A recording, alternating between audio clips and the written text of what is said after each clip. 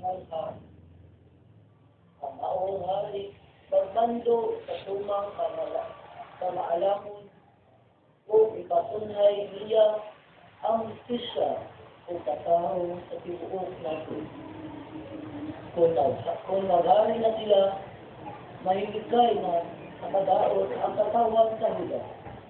Kung mapuyo na ang malinawon ang katawan sa Israel.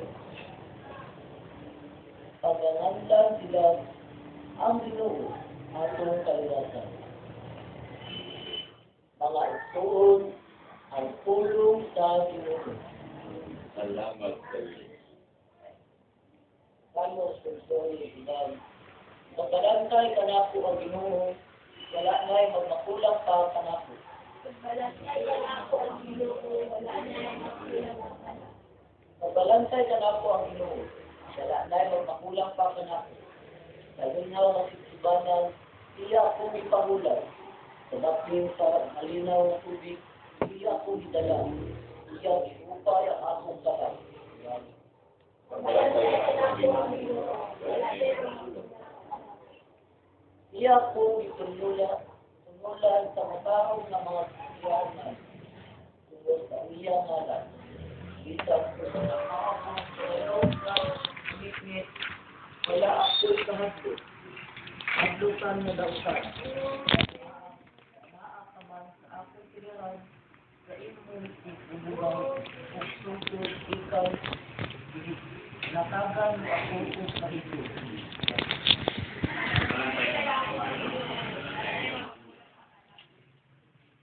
Iklaran mo ako gamesa sa akong katubangan.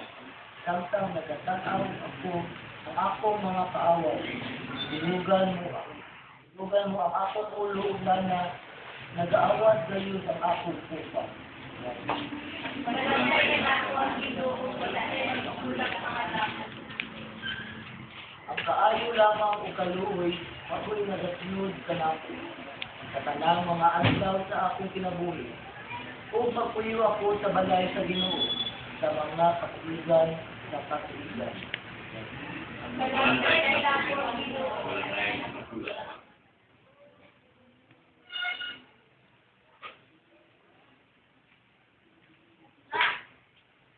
Kadupangkot ang orasyon. Ang pagbasa ni Puha, ikan sulat, San Pablo, may pagkaikan. Apan sa inyong pagkakita kang Kristo Jesus, kamu na pinaatulayan sa Diyos, ikaroon sa hiluon na pinaagi sa kamatayan ni Kristo. Kay si Kristo mismo, o ang akong palinaw, pinaagi sa Kristo sa mga Hudyo, sa mga Diyos-Hudyo, o sa lahat ng katawan. Inaabot sa iyang lawas, ikuba niya ang payo.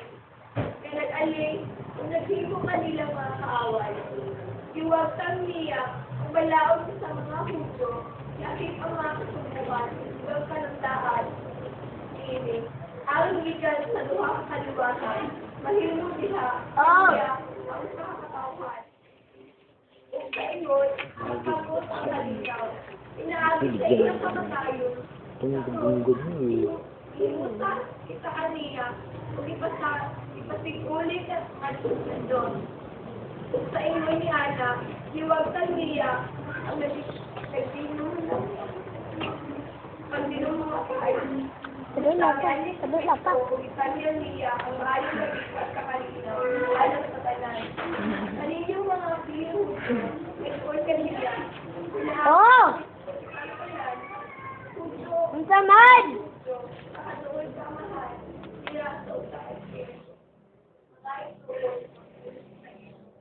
Salamat sa Diyos.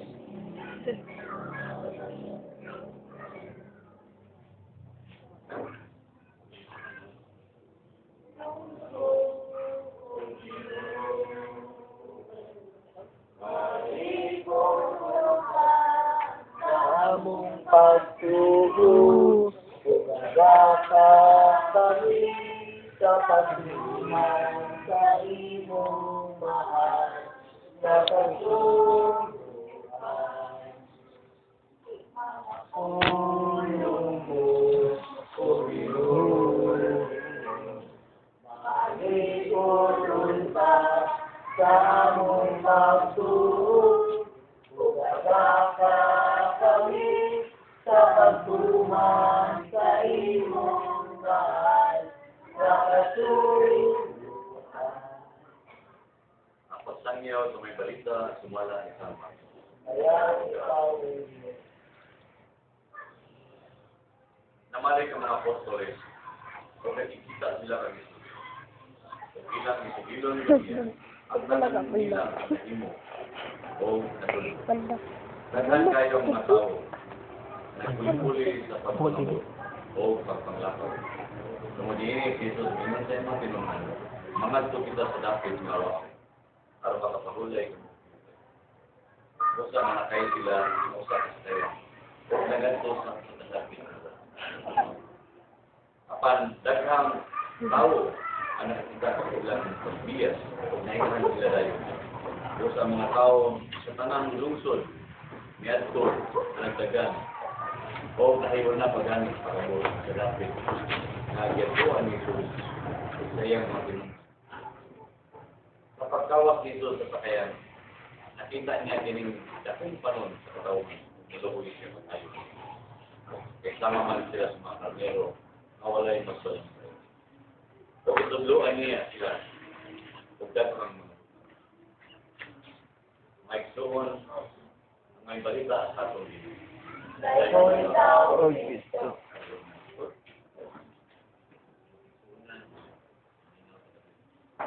Kaya ganito mong mga bata.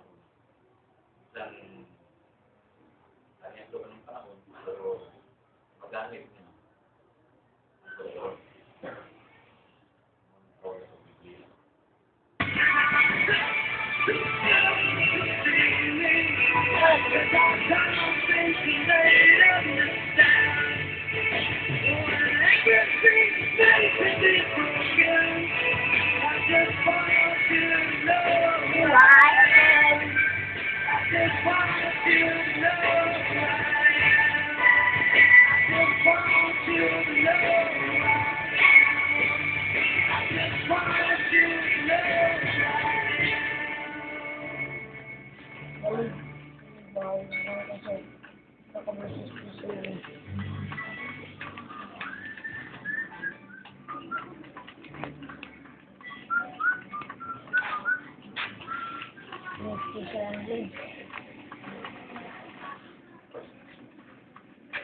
Wala lagi kuwan.